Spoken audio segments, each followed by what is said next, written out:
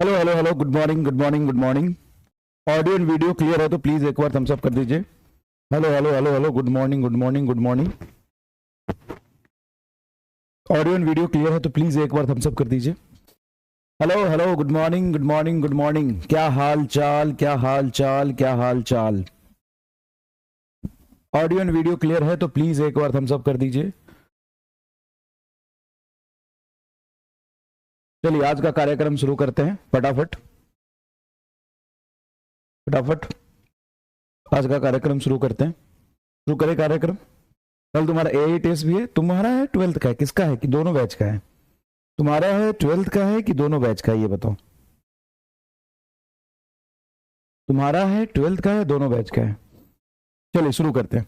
तो आज current electricity का लेक्चर नंबर 2 है।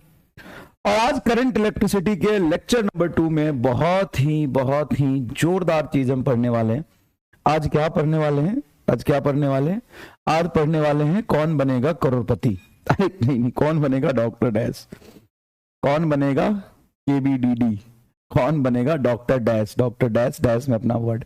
तो ये से 8 क्वेश्चन है, बहुत इजी इजी 8 से 9 क्वेश्चन से फटाफट इसको सॉल्व करेंगे। इसमें 4-5 क्वेश्चन कल जो पढ़ा था करंट इलेक्ट्रिसिटी पे बेस्ड है और कुछ क्वेश्चंस कैपेसिटर पे बेस्ड है, ठीक है ना। कुछ क्वेश्चन कैपेसिटर पे बेस्ड है। शुरू करें, शुरू करें। तो उसके बाद हम लोग पढ़ेंगे कि कंडक्टिंग वायर में ड्रिफ्ट वेलोसिटी क्या होता है, रेसिस्टिविटी क्या होता है, कंडक्टिविटी क्या होता है, मोबिलिटी क्या होता है, करंट डेंसिटी क्या होता है, ओम्स लॉ पढ़ेंगे, वेरिएशन ऑफ रेसिस्टेंस पढ़ेंगे, मीन फ्री पाथ भी पढ़ेंगे इलेक्ट्रॉन का ही ना conducting wire. Mean free path, free path तो ज्यादा नहीं हो गया आज कुछ, ज्यादा नहीं हो गया आज कुछ, ज्यादा तो हो गया, ज्यादा तो हो गया। मीन फ्री पाथ भी हमें करना है, मीन फ्री पाथ भी करना है, ड्रिफ्ट वेलोसिटी भी पढ़ना है, रेसिस्टिविटी पढ़ना है, कंडक्टिविटी पढ़ना है, मोबिलिटी पढ़ना है, करंट डेंसिटी पढ़ना है, ओम्स लॉ पढ़ना है, वेरिएशन ऑफ रेजिस्टेंस पढ़ना है। तो एक्चुअल में आज ना बहुत सारे ऐसे फिजिकल क्वांटिटी पढ़ना, उनके बीच में रिलेशन पढ़ना है, जिसमें बहुत बहुत बहुत ज्यादा सर ने बोला था एट करीबी हाथ मैंने बोला था ना। तो मैं रिवीजन कराऊं कि सिलेबस कराऊं? सिलेबस भी डीप में करना है, बहुत सारे क्वेश्चन प्रैक्टिस भी करना है, और रिवीजन कराऊं तो करा तो रहा हूं शाम को रिवीजन। सर नहीं नहीं, रो रिवीजन कराओ, वो छोड़ दो। जब वो कराऊंगा, नहीं नहीं वो कराओ। सर कम पढ़ाओ, सर तेज पढ़ाओ, सर रिवीजन या टेस्ट का करा दो, नहीं सर असाइनमेंट दे दो, सर असाइनमेंट का सॉल्यूशन दे दो, सर सिलेबस कब खत्म कराओगे, सर क्वेश्चन प्रैक्टिस कम कराओगे क्या, क्या सर पीवाई क्यों नहीं कराओगे क्या, सर थोड़ा धीरे धीरे पढ़ाओ ना, सर जल्दी जल्दी हो रहा है, सर धीरे करो सर, सर सिलेबस खत्म कर दो सर, सिलेबस जल्दी खत्म करोगे तो सिलेबस भी हम जल्दी करेंगे सर, रिवीजन भी तो हम करेंगे सर, नहीं आप रिवीजन आप करो सर, सर रिवीजन वो 11th-12th वाला जो है वो पहले करा दो सर, नहीं नहीं ये टेस्ट का करा दो सर, अरे सर आप पढ़ाओ ही मत सर, है ना, पढ़ लो। इतने खराब है, इतने खराब है, इतने खराब है कि आदमी, मतलब सच में ऑनलाइन में टीचर अगर ढंग से 2-4 साल पढ़ा लिया ना तो उसकी 20-30 साल उम्र कम हो जाएगी, 20-30 साल उम्र कम हो जाएगी। मजाक नहीं कर रहा हूं, इतना फ्रस्ट्रेट कर देता है बच्चा उसको। और मेरा नहीं, हर टीचर का यही हाल है। उसका दर्द पूछो कभी बिठा के सामने, वो बताएगा अरे यार कितना बढ़िया ऑफलाइन में 50-60 बच्चे होते हैं, उनको ढंग से पढ़ाओ, उनका ख्याल रखो। ये तो इतने ज्यादा बैगन के शक्ल के आ जाते हैं गधे, जितनी ज्यादा संख्या में उतनी ज्यादा उनकी चॉइसेस, उतनी ज्यादा उनके डिमांड, उतनी ज्यादा उनकी शिकायतें। अकेला मैं नहीं, पूरी कम्युनिटी परेशान है तुमसे। जितने भी ऑनलाइन में पढ़ाते हैं ना टीचर, सब परेशान है। कभी उनसे शांति से बिठा के पूछो सर सच बताओ, सर आप खुश हो? पूछना, कभी पूछना। तुम्हें लगता है कि तुम्हारे सर पे लोड है? नहीं, तुम्हारे सर पे तुम्हारा लोड है और मास्टर के सर पे तुम सब गधों का लोड है। पूछना कभी। तुम्हें लगता है तुम्हारा जीवन खराब है? नहीं, तुमसे 1000 गुना जीवन मास्टर का खराब है जो तुमको पढ़ाता है। समझ गया? तो चलिए शुरू करते हैं सर, शुरू करते हैं सर। अब ज्यादा कहोगे तो हम रो देंगे, यही मत रो, चल शुरू करते हैं। तो हम सबसे पहले करेंगे केबीडी कौन बनेगा डॉक्टर डैश, जिसमें 7-8 सवाल होंगे फटाफट उसके।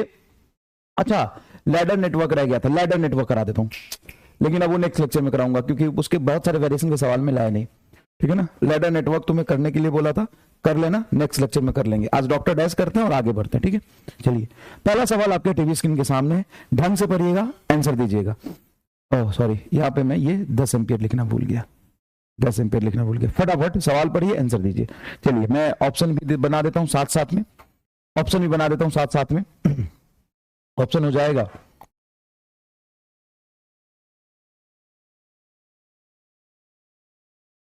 40 एम्पियर, ऑप्शन बी 50 एम्पियर,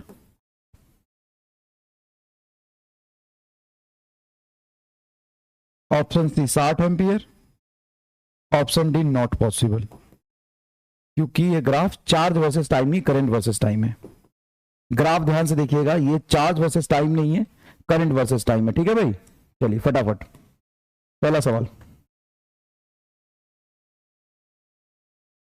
ये ग्राफ चार्ज वर्सेस टाइम नहीं है, ये ग्राफ चार्ज वर्सेस टाइम नहीं है, करंट वर्सेस टाइम है। और आपसे चार्ज नहीं पूछा है, एवरेज करंट पूछा है। तो सर ये करंट है, हाँ ये करंट है, और सर ये टाइम है, हाँ ये टाइम है। तो करंट वाई एक्सिस पे, टाइम एक्स एक्सिस पे उसका ग्राफ बनाया है, और एवरेज करंट भी पूछा है। करंट टाइम ग्राफ से करंट कैसे निकलेगा? करंट टाइम ग्राफ से करंट कैसे निकलेगा? तो पॉसिबल ही नहीं लग रहा है। करंट टाइम ग्राफ से करंट, क्या मजाक है।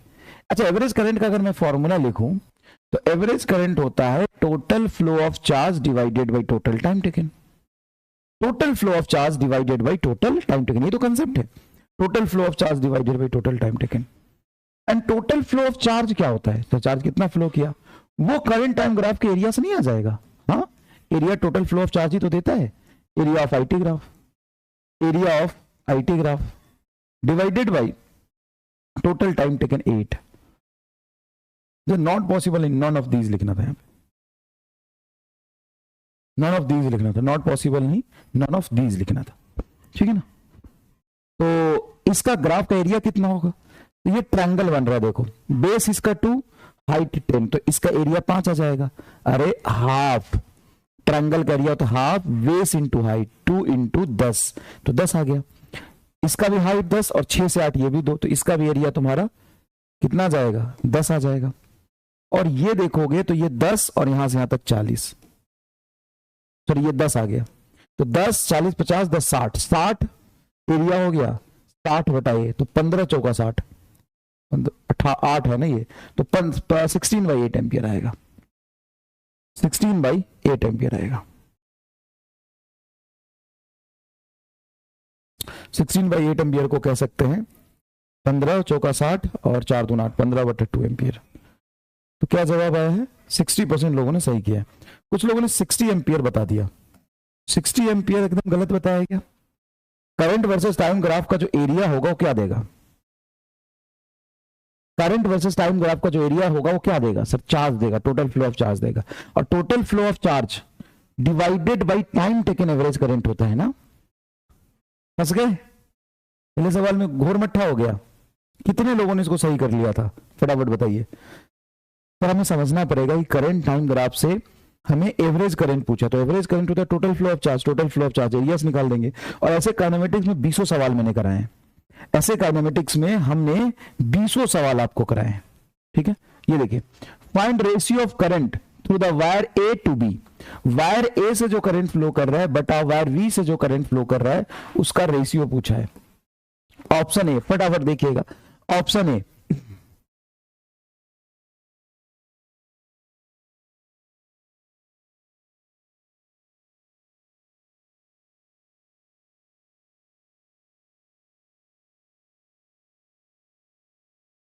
√3:1, 1:√3, ऑप्शन सी 1:3, ऑप्शन डी 3:1। बताइए।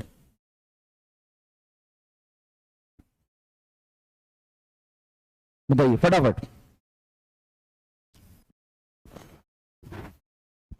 फटाफट। Find ratio of current through the wire A to B. Find ratio of current through the wire A to B. हमें जो ग्राफ दिया है टाइम वाई एक्सिस पे है और चार्ज एक्स एक्सिस पे। टाइम वाई एक्सिस पे, चार्ज एक्स एक्सिस पे। फटाफट फटाफट, कौन कौन कौन। टाइम वाई एक्सिस पे है और चार्ज एक्स एक्सिस पे है। तो हम तो जानते हैं कि चार्ज वर्सेस टाइम ग्राफ का स्लोप करंट होता है ना। हाँ, यहां पे हम टाइम से एंगल देखते हैं, तो यहां पे आप टाइम से एंगल देख लीजिए। ये वाला एंगल कितना हो जाएगा, ये 45 है, ये 15 है, तो 60। ये वाला एंगल होगा 30 और इधर से 45, टोटल एंगल होता है 90, तो ये होगा आपका 45। तो आपको ये दोनों एंगल देखना है। करंट ए के लिए होगा tan 30, करंट ए के लिए होगा tan 30 बटा करंट बी के लिए होगा tan 45। tan 30 होता है बेटा 1/√3, tan 45 होता है 1/tan 30 होता है 1/√3, tan 45 होता है 1, मतलब 1:√3 मेरे हिसाब से आंसर आएगा। क्या आंसर आएगा? 1:√3। तो बी करेक्ट आंसर आएगा। फटाफट देखिए, तो सिर्फ 66% लोग सही जवाब दे पाए, तो बाकी गलत कैसे जवाब दे रहे हैं? क्या उनको करंट का कंसेप्ट नहीं आता है? आता है। तो किस चीज में कंफ्यूज हो रहे हैं? गधे हैं, नालायक है, बेवकूफ है। वो यही नहीं देख रहे हैं कि ग्राफ किसके किसके बीच बना है। ग्राफ किसके बीच बना है? करंट और चार्ज और ऊपर है टाइम। चार्ज नीचे, ऊपर टाइम। जिन लोगों का गलत हो गया फटाफट बोलिए सर सॉरी, गलती से हमने देखा नहीं। फटाफट बताइए कि गलती से हमने देखा नहीं। आपको ये एंगल नहीं बताया मैंने। सबसे पहले तो हमने आपको एक्स एक्सिस से एंगल बताया, लेकिन एक्चुअल में आपको एक्स एक्सिस एंगल देखना नहीं है। बताइए क्यों नहीं देखना है? क्योंकि चार्ज को हमने एक्स एक्सिस पे रखा है और टाइम को वाई एक्सिस पे रखा है। ऐसे वेरिएशन क्या नीट में हो सकते हैं? बिल्कुल हो सकते हैं। क्यों नहीं हो सकता है? क्या ऐसे वेरिएशन नीट में हो सकता है? बिल्कुल हो सकता है। बताइए, अगर ऐसे गलती करेंगे तो आपका कहां है दिमाग, कहां है? देखिए पूरा कमेंट बॉक्स देखिए एक बार, कमेंट बॉक्स देखिए एक बार।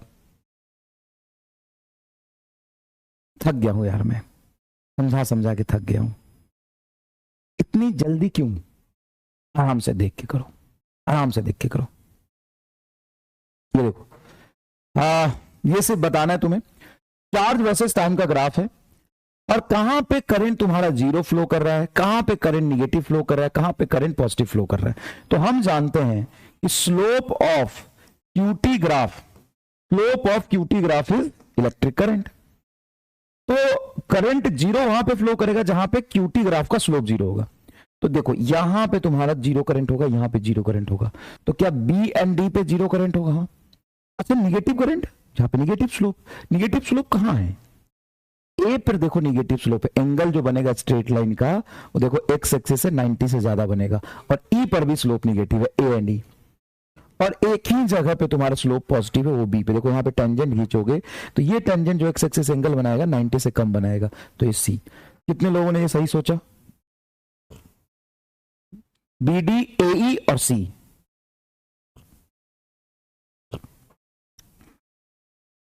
बहुत आसान है क्या ये? बहुत आसान है क्या? चलिए ये बताइए, इफ आई बराबर 3t², करंट हमको दिया है आई बराबर 3t², then find current at 2 second and in 2 second, current at 2 second and in 2 second। तो इस सवाल एक ही है कि दो है? सर दो है। हमने तो करंट दे दिया 3t² और हमसे पूछा है फाइंड करंट एट 2 सेकेंड, मतलब करंट की वैल्यू ही हमसे पूछी है 2 सेकेंड पर, और फिर हमसे करंट पूछी है इन 2 सेकेंड। तो इन 2 सेकेंड का मतलब क्या होगा? Average current. और एट 2 सेकेंड का मतलब क्या होगा? Instantaneous current. पर ये सवाल तो आपने कल करा दिया था। नहीं, क्या सेम सवाल मैंने कल कराया था? हाँ या ना में जवाब देना। क्या सेम सवाल मैंने कल कराया था? हाँ या ना में जवाब देना। नहीं, कल जो कराया था उसका ये पार्ट सेम था, लेकिन यहां पे करंट नहीं चार्ज दिया था। अगर मुझे चार्ज दिया हो और किसी इंस्टेंट पे करंट दिया हो तो क्या करेंगे? डिफरेंशिएशन। लेकिन यहां पे करंट ही दिया है। आई बराबर 3t² का क्या मतलब है? मतलब है करंट की वैल्यू टाइम के फंक्शन में दिया है, इस टाइम पे इतना करंट होगा, तो 2 सेकंड पे कितना करंट होगा? रख दो 3 × 2 का होल स्क्वायर, तो 3 2 का होल स्क्वायर 4, 4 तिहाई 12 एम्पियर। क्या ये समझना बहुत जरूरी है? कल जो सवाल कराया था उसमें चार्ज दिया था, और आज जो सवाल करा रहा हूं उसमें क्या दे रहा हूं? मैं करंट दे रहा हूं। समझ में आया? क्लियर है क्या? क्लियर है क्या? तो ठीक है। अब यहां पे करंट 2 सेकंड में पूछा है। आज मैं क्लास कर लो, कल मैं पूरी माइक चेंज करा दूंगा। 2 सेकंड में करंट पूछा है, तो इन 2 सेकंड का क्या मतलब है? सर 2 सेकंड में करंट पूछा और करंट हमको दिया, तो integration of I into dt। Divided integration dt, ये कंसेप्ट लगाना पड़ेगा। एकदम सही पकड़े हो।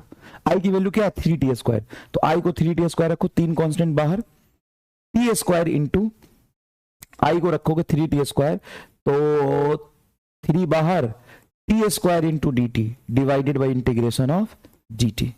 क्लियर है क्या? हाँ सर।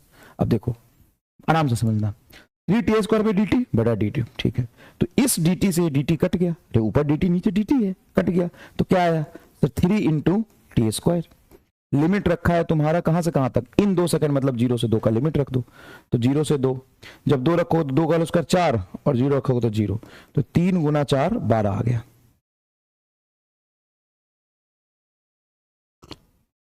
किसका किसका आया है? श्रुति गुप्ता, वेरी गुड बेटा।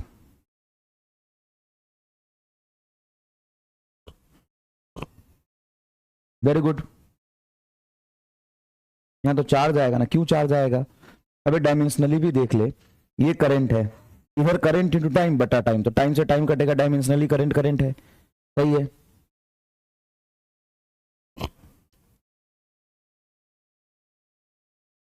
कितने लोग का आया है? रॉन्ग हो गया है, ठीक है। तो तुमको ये मैंने जो किया है वो देख के तुम्हारा एक्सप्रेशन कैसा था, तुमने क्या सोचा मेरे बारे में, या मैं जो हरकत अभी किया उसको तुम्हें कैसा लगा देख के? कुछ मन में आया?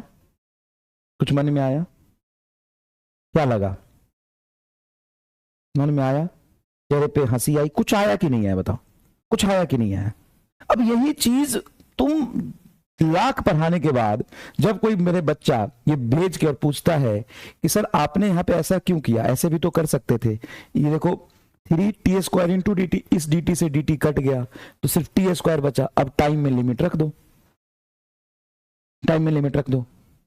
तो मैं उस समय ना इतना हेल्पलेस महसूस करता हूं कि मैं ना तो उसको समझा पाता हूं ना खुद समझ पाता हूं, मतलब मुझे बैगन का दौरा पड़ता है। बेवकूफ, गजब गजब के इंसान है, गजब के गजब गजब लोग हैं। कहता सर ये dt से dt काट दो, यहां पे आई आंसर आ गया, बस फालतू ही में लोग लगे हैं। कितना हो गया, बिना फॉर्मूले के कलम चलाए सीधा आंसर।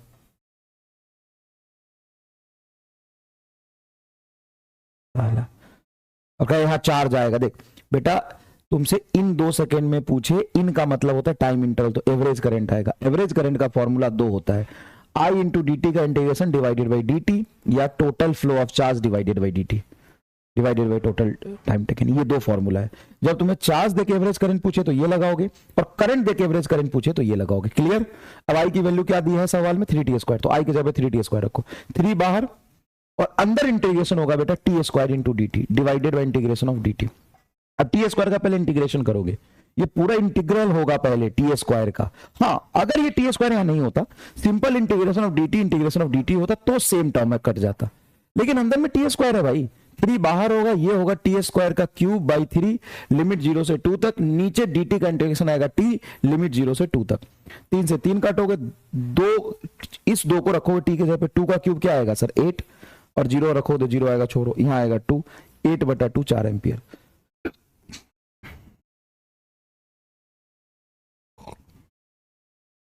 समझ में आया? चलिए नेक्स्ट देखिए, ये थोड़ा सा सवाल, अच्छा बहुत करंट के बहुत सारे सवाल मैंने कल भी करा दी। एक कैपेसिटर का सवाल है, इसको जरा समझना, एक कैपेसिटर का सवाल है, इसको जरा समझना। The number of 2 microfarad and 300 volt capacitor needed to obtain a capacitance of value 2 microfarad rated for the 12,000 volt. अब इसको समझो, ये क्या कह रहा है कि नंबर ऑफ 2 माइक्रोफैराड कैपेसिटर, मतलब मेरे पास एक कैपेसिटर है, मेरे पास एक कैपेसिटर है 2 माइक्रोफैराड का, और 300 वोल्ट उसका पोटेंशियल है। मतलब ये कहता है जब भी ऐसा लिखा हो तो इसका मतलब ये नहीं है कि 300 पोटेंशियल उसका अभी वहां पे है, इसका मतलब ये है कि 300 पोटेंशियल उसका ब्रेकडाउन वोल्टेज है। ब्रेकडाउन वोल्टेज वो वोल्टेज होता है जहां पे वो टूट जाता है। तो मान लो कैपेसिटर है जिसकी कैपेसिटेंस है 2 माइक्रोफैराड और वो मैक्सिमम 300 वोल्ट टॉलरेट कर सकता है, तो ये इसकी क्या हो गई, ब्रेक डाउन वोल्टेज। इसी को क्या कहते हैं, ब्रेक डाउन वोल्टेज। तो ऐसे पूछा है कि नंबर बताओ ऐसे ऐसे कितने कैपेसिटर लगेंगे, to obtain a capacitance of 2 microfarad, मतलब सी इक्विवेलेंट मुझे 2 ही चाहिए, लेकिन पोटेंशियल मुझे 1200 वोल्ट चाहिए। तो कैसे करेंगे सर? 1200 वोल्ट चाहिए ना, कितना चाहिए? 300, 1200 वोल्ट चाहिए और ये 300 है। ऑप्शंस गलत है इसमें, ऑप्शंस गलत है, ऑप्शंस गलत है, ऑप्शन गलत है। 2 माइक्रोफैराड और 2 ही माइक्रोफैराड चाहिए। थोड़ा सवाल को बढ़िया बनाते, रुक जा, थोड़ा सवाल को बढ़िया बनाते, इसको मिटा देते हैं। टू ऑब्टेन अ 4 माइक्रोफैराड, अब बताओ, to obtain a 4 microfarad, to obtain a 4 microfarad rated for 1200 voltage.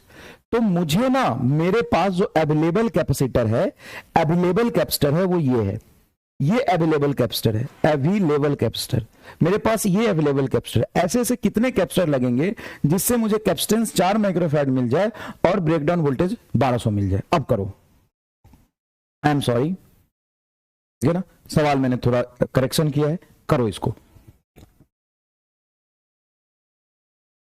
अब कितने लगेंगे? सवाल को मैं रिपीट करता हूं, समझा देता हूं।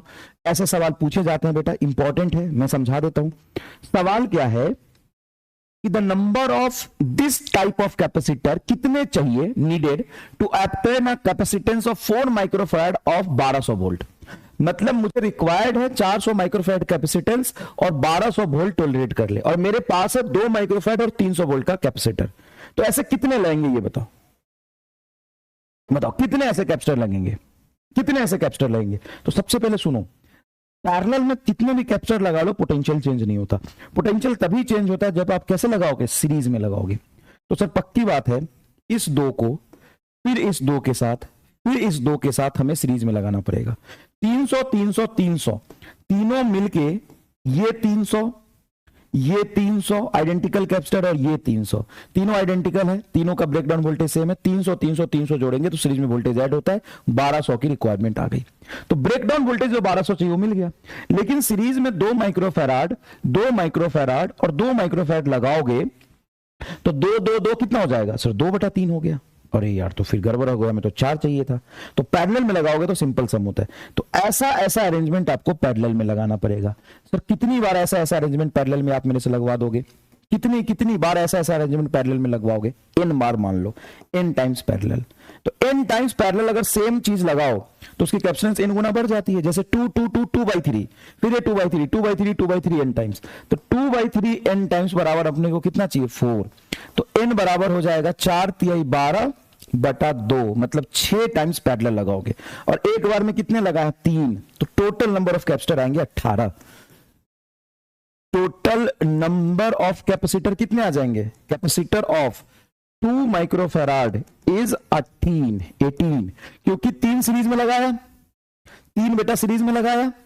और ऐसे ऐसे कितनी बार पैरेलल में लगाएंगे? 6 बार, 6 बार, तब जाके 4 माइक्रोफैराड कैपेसिटेंस आएगा।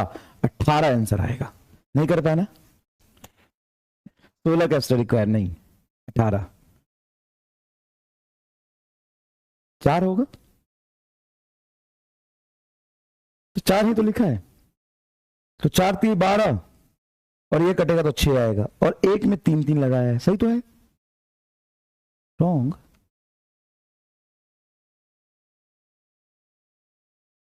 3 3 3 3 और ये शिट, ये 300 है वोल्ट। तो 300 600 900 एक और आएगा ना? ओह सॉरी सॉरी सॉरी, एक और आएगा ना? ये क्या गलती करी मैंने? एक और आएगा ना? एक और आएगा ना? सही कह रहा हूं, एक और आएगा।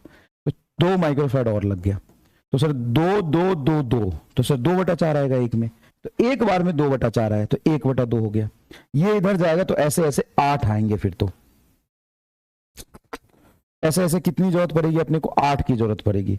8 एक में कितने लगे? 1 2 3 4, और ऐसे ऐसे कितने लगोगे? 8। तो 8 चौक 32, टोटल 32 आएंगे फिर तो।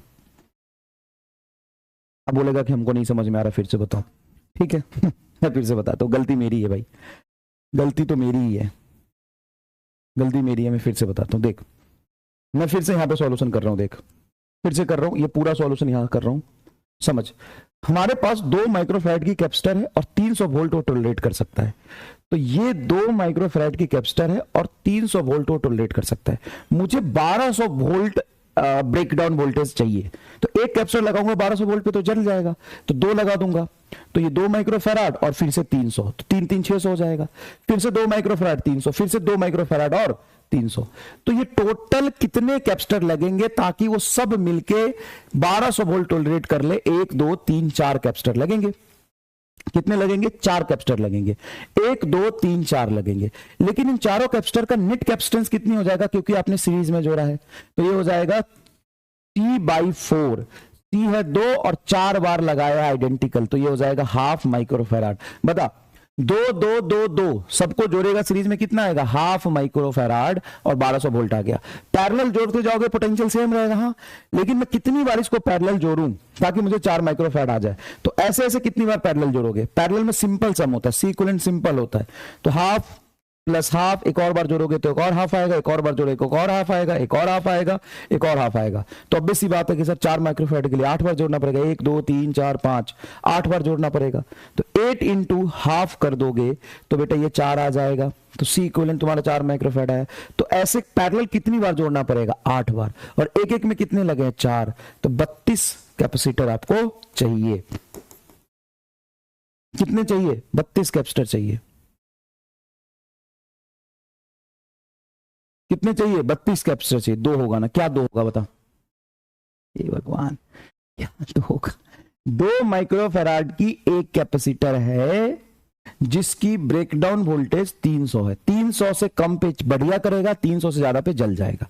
पर ऐसे सिखाओ, अगर हम इसको पैरेलल जोड़ दे तो पैरेलल जोड़ोगे तो 300 300 का नेट ब्रेकडाउन वोल्टेज 300 ही रह जाएगा। तो हमें पोटेंशियल पे पहले वर्क करना है। हमें क्या करना है? पोटेंशियल पे पहले वर्क करना है। हमारे पास सिर्फ 2 माइक्रोफैराड का 300 वोल्ट छहने वाली कैपेसिटर है। चलो एक नया सवाल बनाते हैं। Available capacitor is 4 microfarad and 200 volt. Number of required this capacitor to obtain 8 microfarad and 1000 volt. To obtain 1 microfarad net capacitance, 8 microfarad net capacitance and required breakdown voltage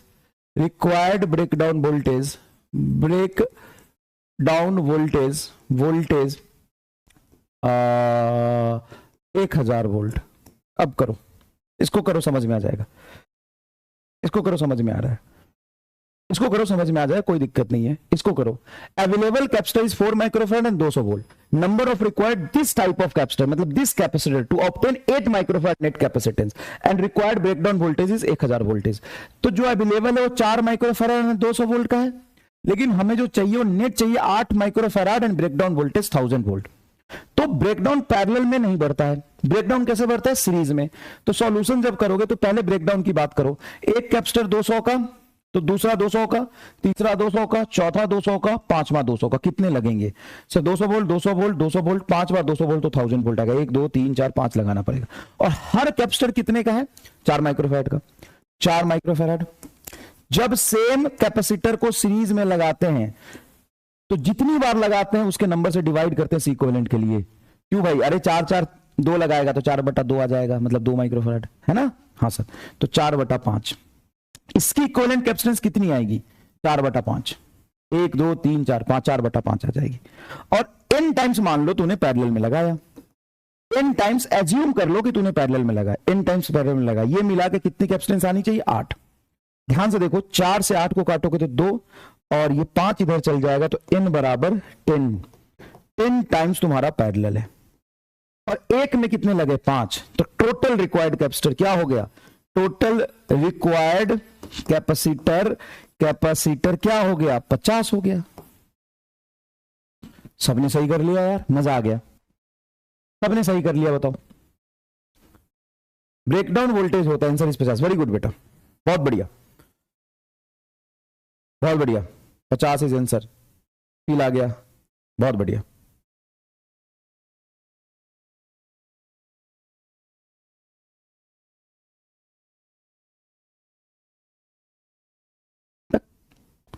किसी को ये नहीं समझ में आया कि इंटीग्रेशन कब करना है, डिफरेंशिएशन कब करना है, तो उसको नीट की तैयारी करनी चाहिए कि नहीं करनी चाहिए, बताओ।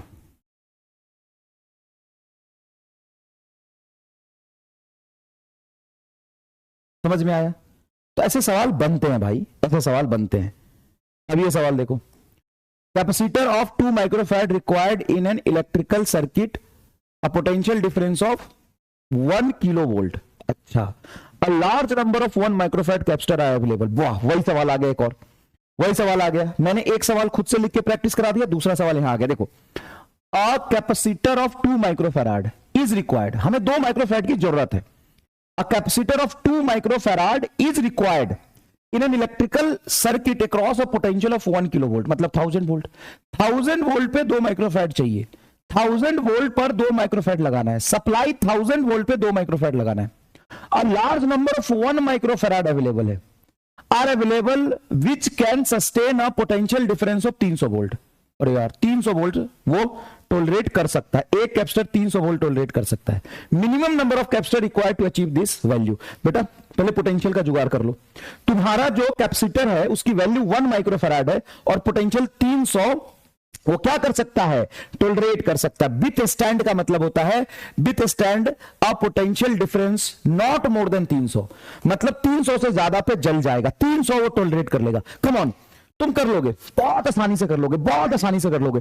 तुमको चाहिए 1000 और तुम्हारा सहरा है 300, तो कितना लगाओगे? एक 300, 600, 900। 900 में काम नहीं चलेगा तो एक और लगा लो सेफर साइड के लिए। सही बात है। कमन कमन कमन कमन कमन, मजा आ जाएगा भाई, अच्छे से करो, मजा आ जाएगा। और सबकी कैपेसिटेंस कितनी? 1 माइक्रोफैराड। तो टोटल सीरीज में क्या हो जाएगी? 1/4। अब 1/4 को कितनी बार जोड़ो कि 2 आ जाए? कमन बताओ, 1/4। अब 1/4 को कितनी जोड़ो कि 2 आ जाए? बताओ। मान लो n टाइम्स पैरेलल, हालांकि तू सिर्फ डायरेक्टली समझ सकता है n टाइम्स पैरेलल। तो 1/4 तुम्हारा सीरीज में आया टोटल। ऐसे ऐसे कितनी पैरेलल लगाओगे? तो n टाइम्स पैरेलल लगाओगे, ताकि तुम्हें कितनी चाहिए? 2 चाहिए, 2 चाहिए। तो n बराबर 8 आएगा। तो टोटल 1 2 3 4, 8 चौक 32। पहला आंसर एकदम सही है यार, एकदम सही है। समझ गया? ले,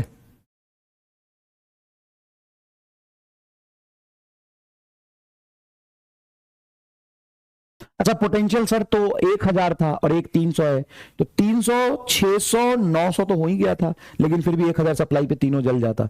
तो ये 1200 पे अपन लेके गए, ताकि 1200 का अगर सीरीज में पोटेंशियल टोलरेट कर लेगा सब मिलके, तो 1000 तो कर ही लेगा ना फिर। तो 86% लोगों ने सही किया है। ठीक है, हो गया ना? चलो ये करो, what would be the minimum number of capacitor required to produce equivalent capacitance of 12 microfarad? Only 10 microfarad capacitor are available।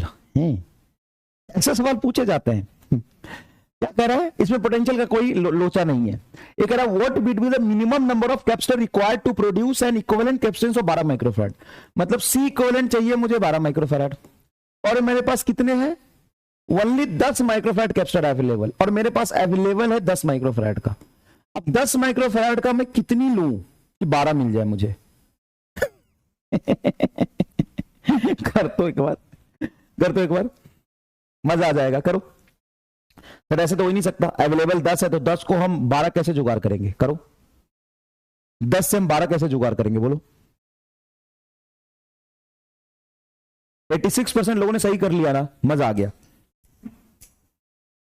कैसे करेंगे? तो सर एक काम करो, क्या एक काम करो, 12 लाना है आपको। हाँ एक काम करो, 10 और को 10 में सीरीज में जोड़ोगे तो कितना आ जाएगा? 10/2 5। 3 जोड़ दोगे तो 10/3। 4 जोड़ोगे तो 10/4। एक और जोड़ दोगे 10/5। 10/5 क्या होता है? 2। अगर मैं 1 2 3 4 5 कैपेसिटर 10-10 का सीरीज में जोड़ दूं, तो 10 माइक्रोफैराड का 5 जोड़ दूं, तो ये कट के क्या आ जाएगा सर? ये आ जाएगा आपका 2 माइक्रोफैराड। तो यहां से यहां तक मेरे कितने आ गए सर? 2 आ गए। ठीक है, अब इसके साथ एक पैरेलल में जोड़ दो ऐसे, और ऐसा कॉम्बिनेशन कर दो इन दोनों के बीच में। अब इन दोनों के बीच में बोलो कितना माइक्रोफैराड आ जाएगा। वाह सर, जुगाड़ तो तगड़ा लगा। 1 2 3 4 5 से सब जोड़ के आ जाएगा तुम्हारा 2, 2 और 10 पैरेलल में जोड़ोगे तो 12। 1 2 3 4 5 6।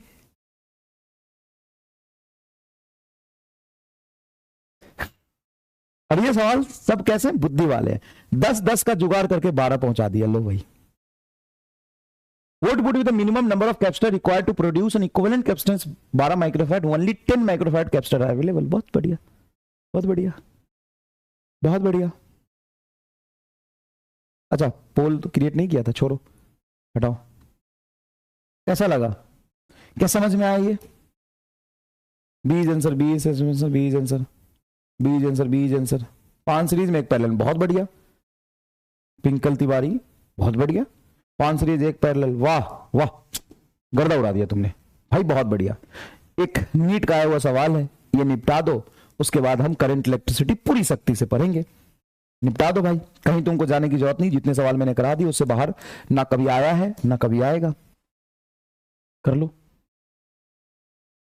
A series combination of N1 capacitor, series combination of N1 capacitor each of value C1, मतलब C1 इसकी कैपेसिटेंस और ऐसे ऐसे कितने सीरीज में लगाए हैं मैंने, ऐसे ऐसे कितने सीरीज में लगाए हैं N1 टाइम्स, यही तो कह रहा है ना। एक बार लिख तो लो, a series combination of N1 capacitor each of value C1 is charged by the source of potential 4B।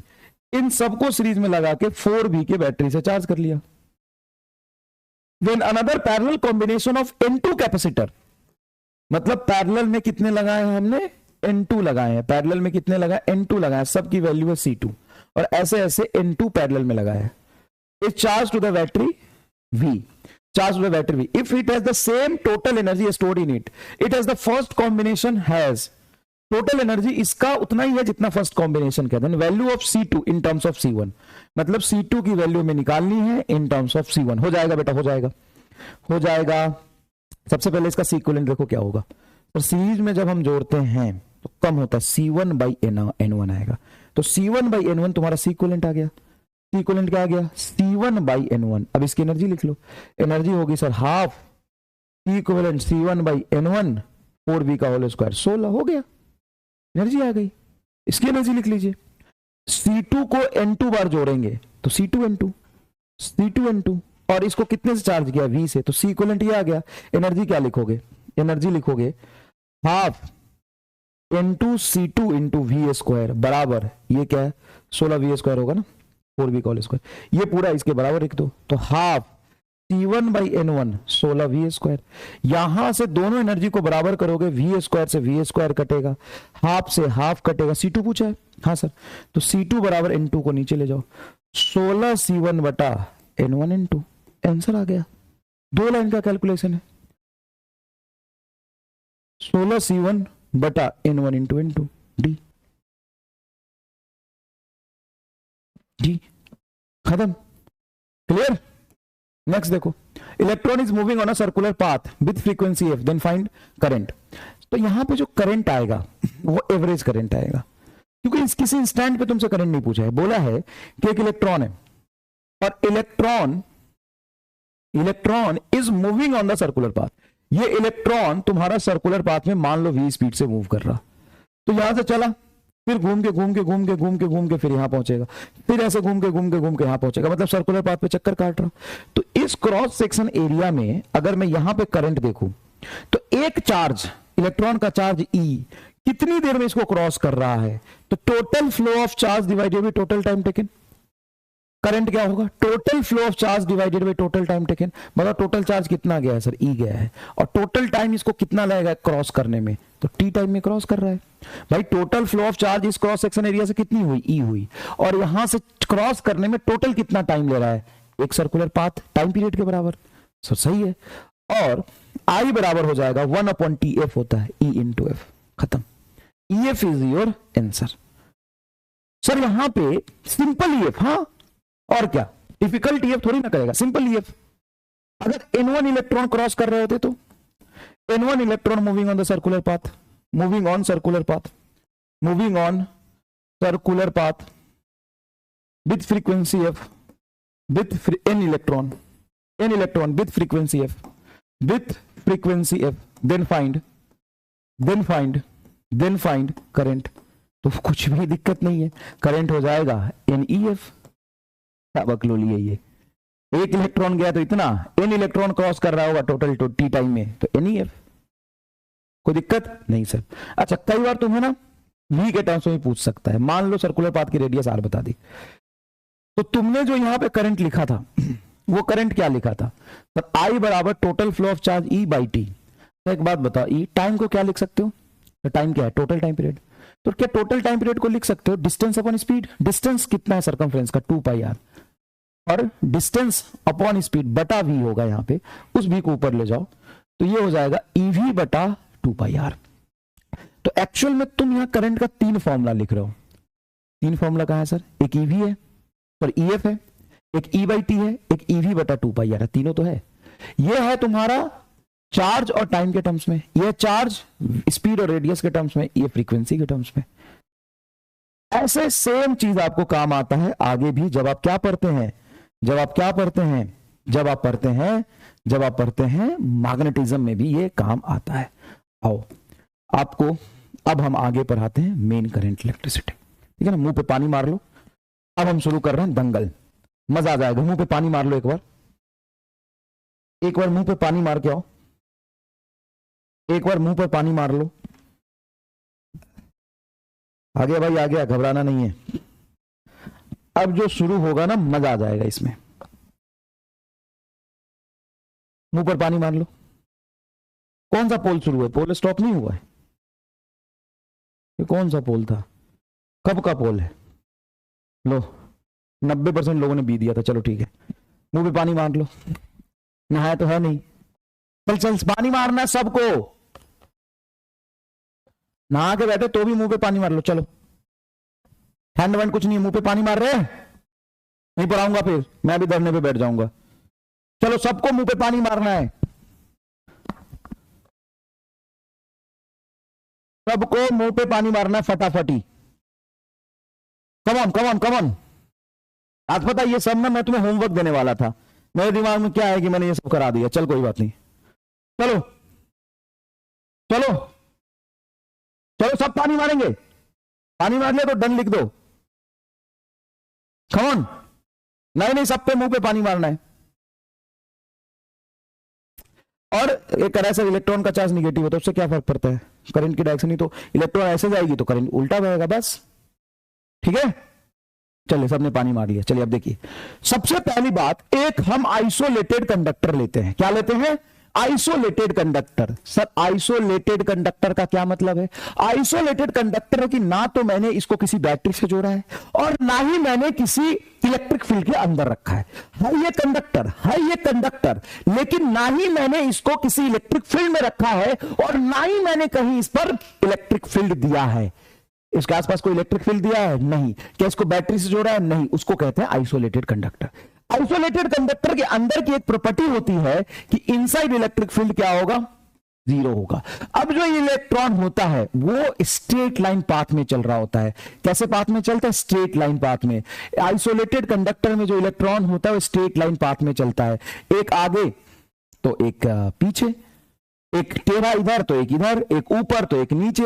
सारे इलेक्ट्रॉन रैंडम मोशन में होते हैं क्या, हाँ. अगर तुमसे पूछे आइसोलेटेड कंडक्टर में इलेक्ट्रॉन का पाथ बता, तो बोलोगे large number of free electrons, large number of free electrons moving in a straight line, moving on a straight line, moving on a straight line with speed, with speed. बोलो भी speed बोलो, speed बोलो. Come on speed बोलो. अरे come on speed बोलो. 10 का power 3 metre पर second से 10 का पावर 4 मीटर पर सेकंड. ठीक है, तो बहुत नंबर ऑफ फ्री इलेक्ट्रॉन्स हैं और सारे स्ट्रेट लाइन में बहुत हाई स्पीड से घूम रहे हैं. अब इसमें 2 चीजें इंपॉर्टेंट है. n is the small n, याद रखना, नंबर ऑफ फ्री इलेक्ट्रॉन्स पर यूनिट वॉल्यूम.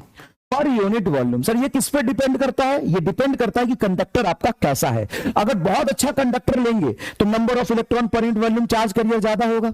अगर पुअर कंडक्टर है उसका एन कम होता है, मतलब फ्री इलेक्ट्रॉन्स कम होंगे। इंसुलेटर में ये एन होता ही नहीं है। जितना अच्छा कंडक्टर होता जाएगा number of charge per unit, number of electron per unit volume. N क्या है? Number of free electron per unit volume. इसका यूनिट होगा क्या? हाँ सर नंबर का यूनिट नहीं होता, ये नंबर नहीं है, ये 1 मीटर क्यूब इसका यूनिट होगा। ये number of electron per unit volume है, number of electron per unit volume है। तो इसका यूनिट बोलो क्या होगा? इसका यूनिट होगा 1 अपॉन मीटर क्यूब, या इसको बोल सकते हैं मीटर का पावर -3, इसका ये यूनिट होगा। क्या स्मॉल एन की यूनिट है? स्मॉल एन की यूनिट है, यस यस। क्यों? क्योंकि ये है नंबर पर यूनिट वॉल्यूम, नंबर पर यूनिट वॉल्यूम। जितना ज्यादा अच्छा कंडक्टर होगा इलेक्ट्रॉन का नंबर पर यूनिट वॉल्यूम उतना ज्यादा होगा, number of electron per unit volume उतना ज्यादा होगा। क्लियर है क्या? हाँ सर मजा आ गया लोग। अब आगे देख, अब आगे देख, अब ये चल रहे हैं। हाँ सर चल रहे हैं, तो इसकी स्पीड है। हाँ स्पीड किस पर डिपेंड करती है? इसकी स्पीड डिपेंड करती है टेम्परेचर पे। Speed is proportional to temperature तुम बोल सकते हो, वैसे रूट टेम्परेचर बोल दोगे तो भी चलेगा। ठीक है। अब सर ये टकरा भी तो जाएंगे। हाँ तो यहां पे हम डिफाइन करते हैं tau. Tau tau what is tau? What is tau? Tau is the relaxation time. Relaxation time का मतलब होता है एवरेज टाइम। ऐसा नहीं कि फिक्स टाइम है, ये average time between two collision.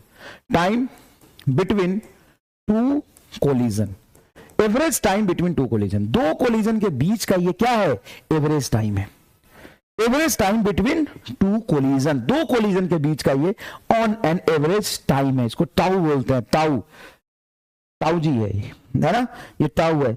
तो टाउ तो बहुत टाउ की जो वैल्यू है वो दो कोलिजन के बीच का टाइम है। हाँ सर अगर मैं टेम्परेचर बढ़ा दूं तो ये दो कोलिजन के बीच का टाइम बढ़ेगा कि घटेगा? अभी टेम्परेचर बढ़ाओगे तो स्पीड बढ़ेगी, स्पीड बढ़ेगी तो जल्दी टकराएगा। इसका मतलब ये है कि अगर मैं टेम्परेचर इंक्रीज करता हूं तो ये जो टाउ है वो घट जाता है, टाउ घट जाता है। टेम्परेचर ज्यादा बढ़ा दोगे तो टाउ घट जाता है। समझ में आया? टाउ क्या होता है बेटा? घट जाता है। टाउ क्या होता है? घट जाता है। ठीक है। जैसे टेम्परेचर बढ़ाओगे तो टाउ क्या हो जाता है? घट जाता है। क्लियर है ये?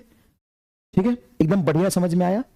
क्लियर समझ में आया? टाउ क्या है, स्पीड किस पे डिपेंड करता है, और स्मॉल एन क्या है? हाँ सर समझ में आया। अब हम चलते हैं अगले पड़ाव की तरफ। हम अगले पड़ाव की तरफ, ये हमने बता दिया आपको, अगले पड़ाव की तरफ। Battery is connected with the conductor. Battery is connected, battery is connected across conductor, across conductor, battery is connected across conductor। अब देखो ये बैटरी लिया बेटा, तो ये कंडक्टर लिया पहले, और इस कंडक्टर के दोनों एंड पे मैंने क्या जोड़ दी? बैटरी जोड़ दी। पहले के केस में और अब के केस में किस चीज का डिफरेंस आएगा?